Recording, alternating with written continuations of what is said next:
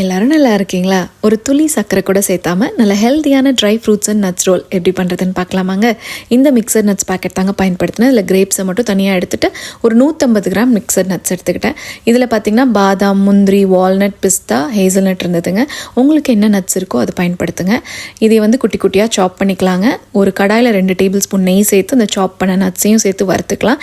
இது வறுத்துட்ருக்கப்போ நல்லா சாஃப்டாக இருக்கிற பேரிச்சம்பழம் இருக்கும் இல்லைங்க, அது ஒரு 20 எடுத்துகிட்டு 1-2 கட் பண்ணிக்கோங்க. உங்களுக்கு வேணும்னா கருப்பு திராட்சையும் சேர்த்து இதை நல்லா மிக்சியில் மைய அரைச்சி எடுத்துக்கோங்க. இந்த நட்ஸுமே லைட்டாக அந்த மொறுமொறுப்பு தன்மை வந்தால் போதுங்க. இப்போ அதை அப்படியே ஒரு பிளேட்டில் எடுத்துக்கோங்க. அதே கடாயில் 2 டேபிள் ஸ்பூன் நெய் சேர்த்துட்டு அரைச்ச பேரிச்சம்பழ விழுதையும் அதில் சேர்த்து லைட்டாக ஒரு 5 நிமிஷம் கலக்கி விடுங்க. இப்போ அந்த வறுத்து வச்ச நட்ஸ் இருக்கு இல்லைங்க, அதையும் சேர்த்து 1/4 டீஸ்பூன் ஏலக்காய் தூள் சேர்த்து அடுப்பை மீடியம் ஃப்ளேமில் வச்சுட்டு மெதுவாக அப்படியே கலக்கி கொடுத்துட்டே வாங்க. இது முழுசாக சேர மாட்டாங்க, 1-2 சேர்ந்துருப்பாங்க. இது ஒரு பிளேட்டில் கொட்டிக்கோங்க. வெது வெதுப்பாக இருக்கும் இல்லைங்க, அப்போ அப்படியே பிணைய ஆரம்பிச்சிங்கன்னா அப்படியே எல்லாரும் ஒன்றா சேர்ந்துடுவாங்க.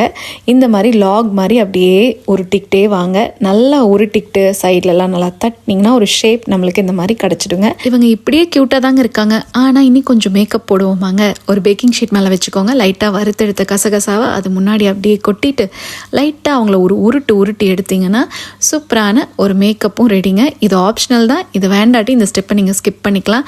இப்போ இந்த பேக்கிங் ஷீட் இருக்கு இல்லைங்க, அதை அப்படியே அவங்க மேலே மூடி வச்சு நல்லா ஒரு உருட்டணுங்க. அப்போ தான் நம்மளுக்கு அந்த ஷேப் கிடைக்கும், அப்படியே லாக் ஷேப் வரதுக்குங்க. ஸோ கையில் இந்த ஒட்டாமல் கசகசெல்லாம் விழுகாமல் இருக்கிறதுக்காக தான். பாருங்கள், சூப்பராக ரெடி ஆகிட்டாங்களா? இனி ஒரு கத்தி எடுங்க, அப்படியே அழகாக கட் பண்ணி எடுத்திங்கன்னா நம்மளோட சூப்பரான dry fruits and nuts roll ரெடிங்க. இதுக்கு ஒரு டிப் பார்த்துடலாமாங்க. உங்களுக்கு ஏதாவது சடனாக ஒரு வேலை இதை ஆற விட்டுட்டிங்கன்னு வச்சுக்கோங்க, அப்போ அந்த பேரிச்சம்பழம் ட்ரை ஆகிடுங்க, பிணையாக வராது. அப்போ கவலைப்படாதீங்க, திருப்பி அடுப்பில் தூக்கி வச்சு வெது வெதுப்பாக்கி மறுபடியும் பிணைஞ்சிங்கன்னா ஃபார்முக்கு வந்துடும். தேங்க்ஸ் ஃபார் வாட்சிங்.